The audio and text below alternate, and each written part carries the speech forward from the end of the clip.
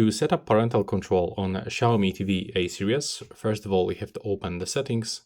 Now click on the right upper corner, it's over here. Then we have to open channels, go for channels, and we have to scroll down until we find the parental controls. Now click on this button to open it, click to set new password, and now just input the password that you want to use.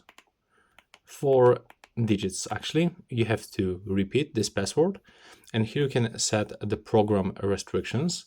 So as you can see, when you turn it on, you can select a rating system. So as default, it will get this one that you set on your TV. In my case, that's a Poland. And here you can find the ratings. So we can, for example, block unrated, all unrated shows, programs, but also can set this manually, for example, high, the content suitable for children, or we can, for example, block for specific ages, for example, 16 and over. So if I want to block for 12 and over, I have to click on it. And now we got this lock in every age. There is over 12.